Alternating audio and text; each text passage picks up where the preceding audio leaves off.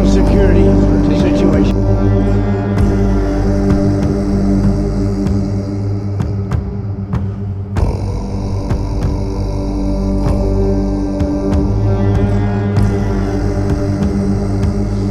Ladies and gentlemen, I hope you're well.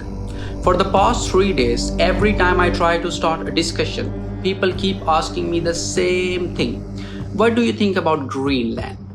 It seems like everyone wants a different perspective, and more than that, they want to know where our loyalty lies. So let me be honest with you. If President Trump says Greenland matters for United States national security, what can ordinary people like us actually do? We cannot sign treaties, we can't move fleets, we can't redraw borders. The only thing most of us can do is talk about it and try to understand what's really going on. And what worries me is this: social media keeps pushing the same narrative day after day that Trump wants to annex Greenland. To me, it feels like people are being mentally prepared for something slowly, step by step, until it feels normal. So let's step back and ask a simple question. When someone says Greenland is important for our national security, what kind of threat are they talking about? What kind of security?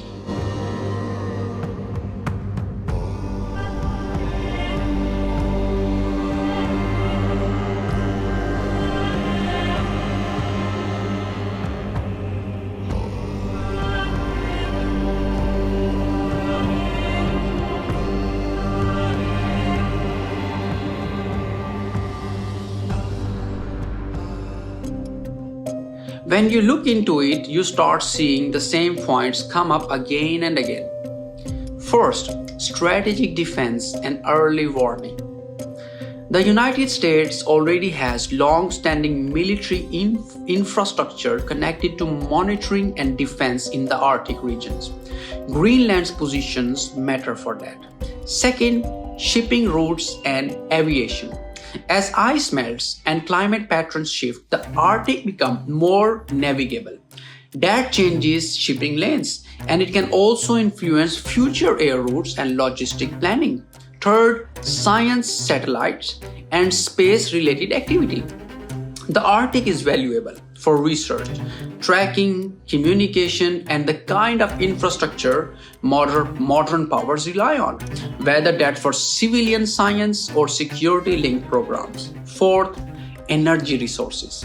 Greenland is often discussed as having major mineral potential, including resources tied to energy. And fifth, rare earth minerals. In a world obsessed with chips, batteries, AI, and advanced manufacturing, rare earth minerals matters. Not because they're glamorous, but because they're strategic. Now, you can agree or disagree with these arguments, but you cannot deny the pattern. When countries talk about Greenland, they are not talking about beaches. They are talking about leverage. And history shows us something uncomfortable. Land has been bought, negotiated, leased, pressured, traded, and reshaped more times than people like to admit. Gwadar was once linked with Oman before it became the part of Pakistan. Alaska was purchased from Russia. And across history, powerful states have acquired territory when it suited their interest, often using the language of security, stability, or strategic necessity. So yes, legally the United States would have to negotiate. There are laws, alliances, and international norms. But here is the real question, the one people don't like saying out loud. If a superpower decides something is strategically essential, do they always stop at polite negotiation? Sometimes they do, sometimes they don't. And that's why so many people are anxious, because they can feel that the argument is being framed in a way that makes resistance sound unreasonable. Now, I said something to a friend of mine and it made him uncomfortable. I told him, you can't support one historical narrative that says empty land become a state and then suddenly act shocked when power politics appears somewhere else. If your ideology fits there, Why doesn't it fit here? That doesn't mean I'm saying it's right. It means I am saying be consistent, or at least be honest about how the world really works, because everyone will have their perspective on this. Some people will argue if Greenland become part of the United States, it could bring major development, infrastructure, investment, jobs. Others will argue the opposite. It could reduce sovereignty, increase tension, and set a dangerous precedent. Both sides can make arguments, but then I want to push it further with a thought experiment. Imagine tomorrow Mexico said Texas is important for our national security. How would the world react? Exactly. So we all understand the principle.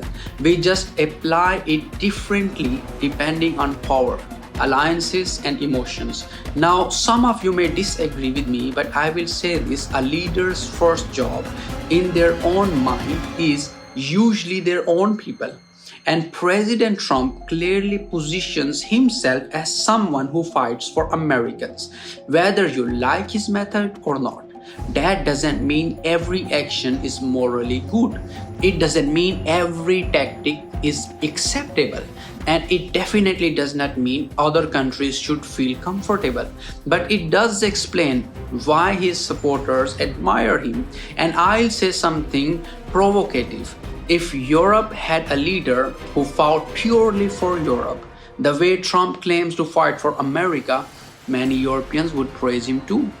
And if parts of Asia had a leader who delivered results for them, people might treat him like a hero. That's reality. People reward leaders who protect their interest. So don't make yourself angry at the internet.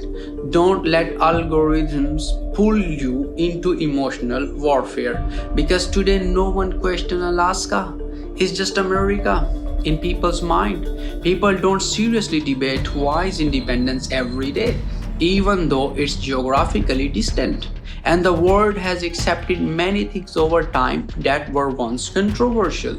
So yes, it's possible the world would eventually forget Greenland too, unless there is a sustained, educated, factual movement that keeps the issue alive and forces accountability.